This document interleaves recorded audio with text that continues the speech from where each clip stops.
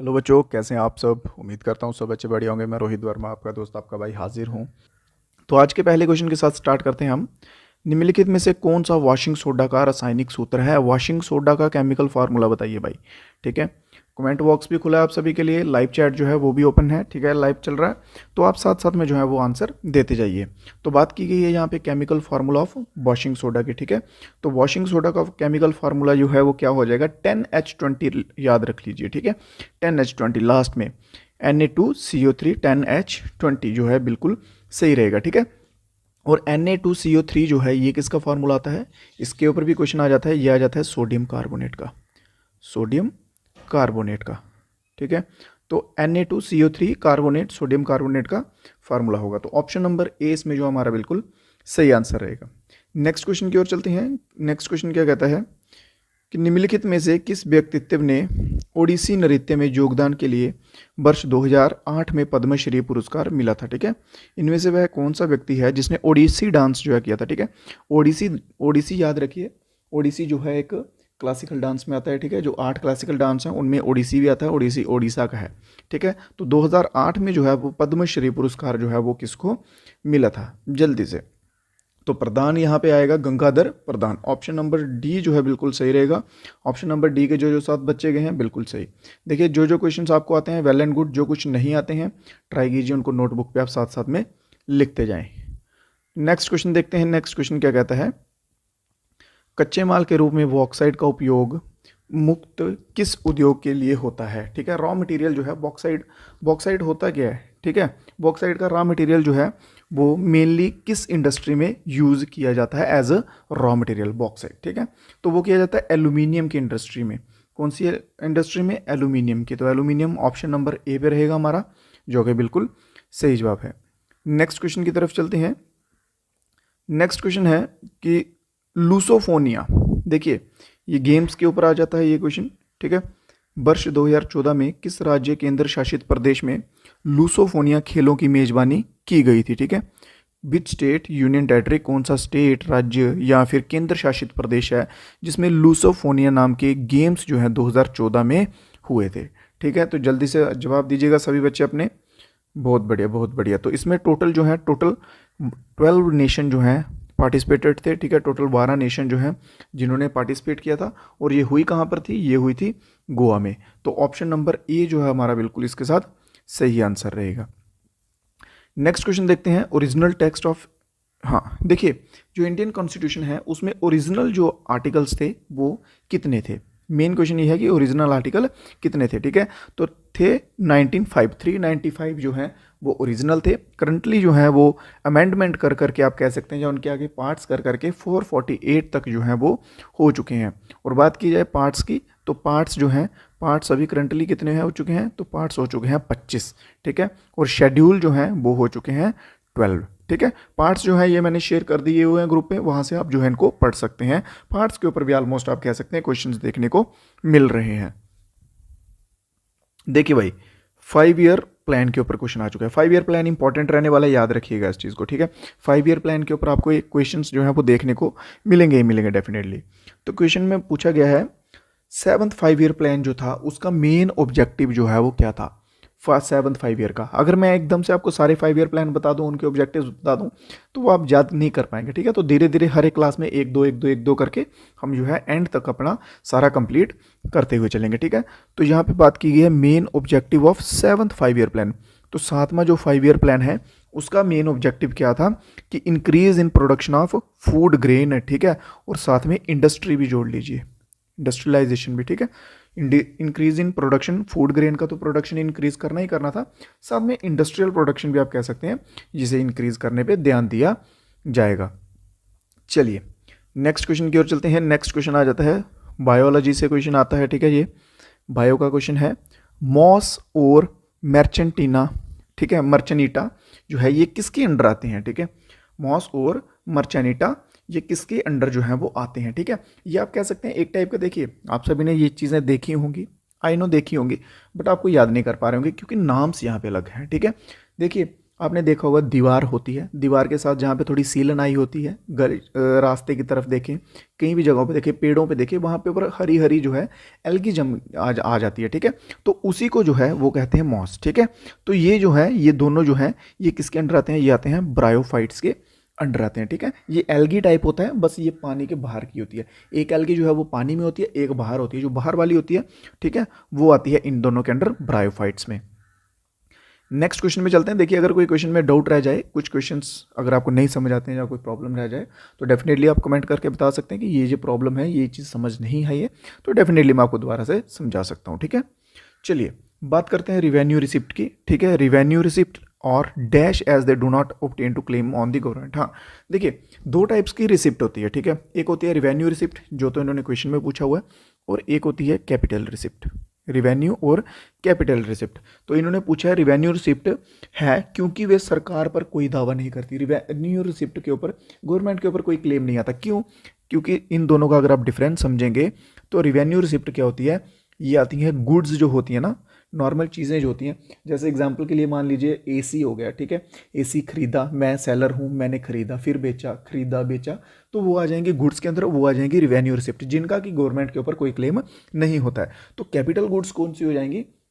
Capital goods में आ जाते हैं एसेट्स, ठीक है। एसेट्स आ जाते हैं बड़ी बड़ी चीज़ें, ठीक है। जैसे बहुत बड़ी जगह हो गई, ठीक है, उसको बेच दिया, ठीक है। एसेट समझ रहे हैं ना आप, ठीक है। बिल्डिंग्स हो गई बड़े बड़े, मेरा एसेट बना हुआ है, ठीक है, वो बेच दी, तो वो जो है वो आ जाएंगे कैपिटल में, और गुड्स जो हैं वो आ जाती हैं रिवेन्यू में, ठीक है। और ये नॉन रिडीमेबल होती हैं। तो ऑप्शन नंबर डी इसमें जो हमारा बिल्कुल सही आंसर है। Question number 23 option number D is the right answer.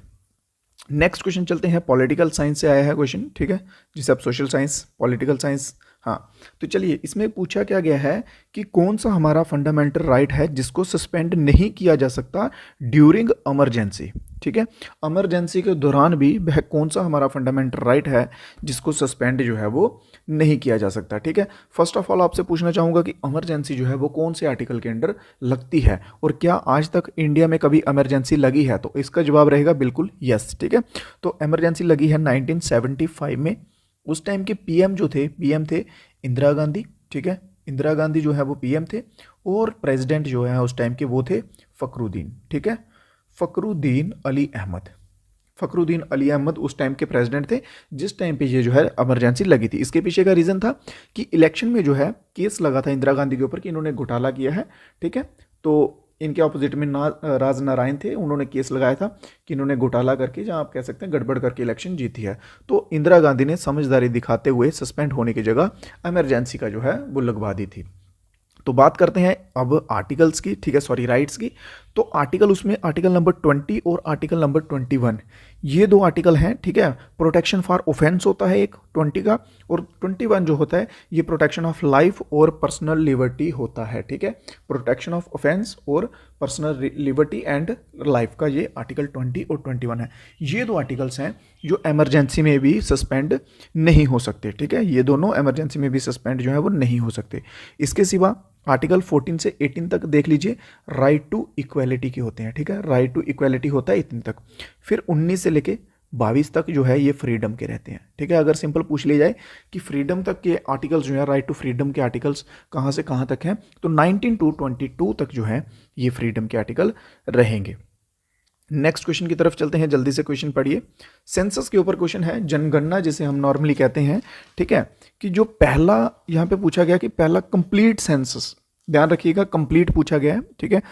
First complete census जो है, पहली पूर्ण जनगणना जो है वो कब हुई थी, ठीक है। अगर सिंपल यहाँ पे होता फर्स्ट सेंसस, तो फर्स्ट सेंसस आपका आ जाता है 1872, ठीक है। सबसे पहले सेंसस हुआ था ये हुआ था 1872 पे। उस टाइम पे थे लॉर्ड मायो, ठीक है। लॉर्ड मायो के टाइम पे ये हुआ था। फिर अगर बात करते हैं क्वेश्चन के अकॉर्डिंग कि कंप्लीट वाला, तो कंप्लीट जो है ये हुआ था 81 में, 1881 में कंप्लीट हुआ था। तो उस टाइम पे कौन थे, ठीक है, ब्रिटिशर। तो उस टाइम थे लॉर्ड रिपन, ठीक है, जिन्हें की कहा जाता है फादर ऑफ सेल्फ गवर्नमेंट, ठीक है, father of local self government. I think self government या लोकल सेल्फ आप कह सकते हैं, लोकल सेल्फ गवर्नमेंट, ठीक है, local self government Lord Ripon को कहा जाता है। और कंप्लीट सेंसस जो है वो हुआ है कब, 1880 1 जो है ऑप्शन नंबर डी इसमें बिल्कुल सही रहेगा। मेन ध्यान आपको देना होता है क्वेश्चन के ऊपर, क्वेश्चन देखना, ठीक है। यहाँ पे कंप्लीट पूछा, अगर कंप्लीट ना पूछ के सिंपल फर्स्ट पूछा होता तो आंसर आपका जाता 1872 के साथ। तो नेक्स्ट क्वेश्चन देखते हैं, क्वेश्चन नंबर 26 क्या कहा जाता है। उत्तराखंड का स्टेट का एम्बेसडर बताइए, ब्रांड एम्बेसडर, ठीक है। ब्रांड एम्बेसडर जो है वो सभी चुनते हैं, ठीक है।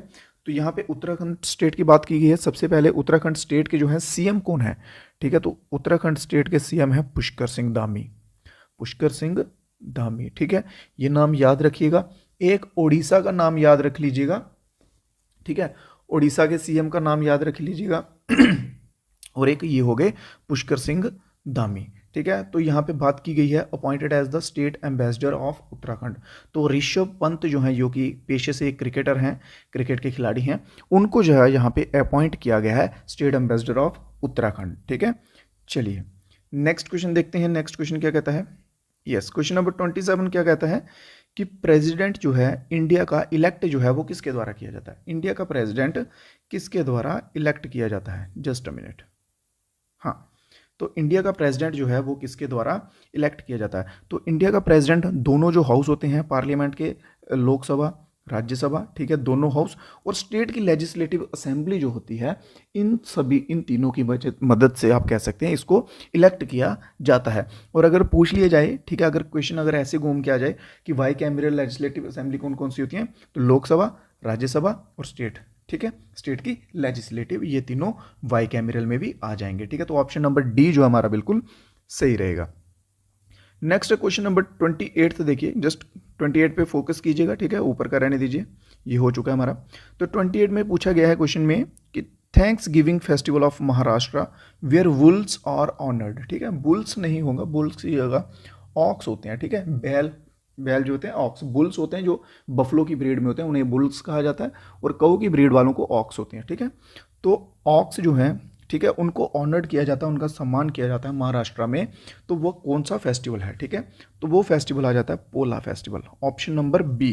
पोला फेस्टिवल के अंडर आप सभी ने देखा होगा, सोशली तो आप सभी कनेक्टेड हैं, सोशली आप सभी ने देखा होगा, ठीक है, कि हार्वेस्टिंग के टाइम में जो है बुल्स के ऑक्सिस को बड़े अच्छे से सजाया जाता है, उनकी रिस्पेक्ट की जाती है, ऑनर दिया जाता है उनको। तो वो पोला फेस्टिवल ऑप्शन नंबर बी के अंडर जो है वो आते हैं। नेक्स्ट क्वेश्चन देख लेते हैं। नेक्स्ट क्वेश्चन क्लासिकल डांस के ऊपर क्वेश्चन आ चुका है, ठीक है। तो जागोई जो है ये एक मेजर स्टाइल है डांस का, ठीक है, क्लासिकल डांस का। ये कहाँ का है, ठीक है। देखिए यहाँ पे क्लासिकल डांस आ गया तो मतलब समझ जाइए क्लासिकल ही होगा। कोई अगर लोकल पूछ लिया जाए, फोक डांस वगैरह हो, तो वो इसमें आपको ऐड नहीं करना है। तो जागोई की बात की जाए तो ये कहाँ का आता है, मणिपुरी, ठीक है, मणिपुर का। इसके सिवा सत्रिय है, ये कहाँ का है भाई, ये असम का है, ठीक है। कथक कहाँ का भाई, कथक यूपी का है। ओडिसी कहाँ का है भाई, ओडिसी ओडिशा का है, ठीक है। मणिपुरी और ओडिसी जो आप इजीली याद कर सकते हैं, मणिपुरी से मणिपुर, ओडिसी से ओडिशा, ठीक है, ये दोनों इंपॉर्टेंट रहेंगे। और अगर क्वेश्चन ऐसा बन जाता है कि बताइए फर्स्ट और फेमस जो है, ठीक है, फर्स्ट या फिर फेमस सबसे ज़्यादा ऑल ओवर इंडिया का क्लासिकल डांस बता दीजिए, तो वो हमारा क्या आ जाएगा, भारतनाट्यम, ठीक है। भारतनाट्यम जो है वो इवन कि आप कह सकते हैं हर स्टेट में इंडिया की ऑलमोस्ट परफॉर्म जो है वो किया जाता है। और भारतनाट्यम जो है ये है कहाँ का, ये है तमिलनाडु का, ठीक है, तमिलनाडु का भारतनाट्यम जो है वो क्लासिकल डांस है। नेक्स्ट क्वेश्चन देखते हैं। नेक्स्ट क्वेश्चन आता है रिड्यूस पोल्यूशन के ऊपर, ठीक है। चलिए, तो एक रास्ता बताइए, एक वे बताइए जिससे कि पोल्यूशन जो है रिड्यूस किया जाए due to burning of fossil fuels, ठीक है। जीवाश्म ईंधन के जलने से होने वाले प्रदूषण को कम करने के तरीके की पहचान कीजिए। तो सिंपल यही है कि जो हम फ्यूल यूज़ करेंगे, नॉर्मल सी बात है, उसकी क्वालिटी जो है अगर वो हाई होगी तो डेफिनेटली जो है पोल्यूशन कम होने लगेगा, ठीक है। तो इन एफिशिएंसी जो है उसकी क्या कहते हैं, ऑयल की, ठीक है, फ्यूल जो है उसकी एफिशिएंसी अगर ज़्यादा होगी तो जहाँ क्वालिटी अच्छी होगी, हायर क्वालिटी का फ्यूल होगा, तो डेफिनेटली जो है पोल्यूशन कम कॉज होगा, ठीक है। Lowering the temperature, increasing the efficiency, increase the number of carbon molecules, नहीं नहीं, हाँ, तो ऑप्शन नंबर बी जो है हमारा बिल्कुल सही रहेगा। ठीक है, अगर इसकी जगह यहाँ पे सिंपल ऐसा दिया हो कि यूज़ हायर क्वालिटी फ्यूल, तो डेफिनेटली आप यूज़ हायर क्वालिटी फ्यूल के साथ भी जा सकते हैं। ठीक है, तो आज की क्लास के जो क्वेश्चंस थे, आज की क्लास के इतने क्वेश्चंस थे। ठीक है, क्वेश्चन हुए हैं खत्म। तो आप सभी जो है अपना स्कोर बता दीजिएगा। 15 आउट ऑफ 15 क्वेश्चंस का भी जो है वो क्लास चल रहा है। ठीक है, 15 आउट ऑफ जो है वो कितने आपके सही हुए हैं। ठीक है, जो कुछ अगर बच्चे नहीं हैं या जिनको लगता है कि ये क्वेश्चन सभी समझ से परे थे, डोंट वरी, बस इतना याद रखिए कि आप सीख रहे हैं। ठीक है, तो सीखिए, अभी रिवाइज कीजिए, उनको नोटबुक पे लिखते जाइए साथ साथ में, और उनको टाइम टू टाइम जो है वो रिवीजन दीजिए, रिवीजन कीजिए। बाकी फ्री पीडीएफ के लिए, ठीक है, ग्रुप के नीचे डिस्क्रिप्शन में लिंक दिए रहेंगे, वो आप ज्वाइन कर सकते हैं। टेलीग्राम होगा, व्हाट्सएप होगा, वहाँ पे आपको पीडीएफ भी मिल जाएंगे, और क्विजेस जो हैं वो भी वहाँ पे डे टू डे होती रहती हैं, तो वहाँ पे भी आप पार्टिसिपेट कर सकेंगे। तो दीजिए इजाज़त मुझे नेक्स्ट वीडियो के लिए, तब तक के लिए जय हिंद, जय भारत। जाते जाते वीडियो को लाइक और चैनल को सब्सक्राइब कर दीजिएगा। थैंक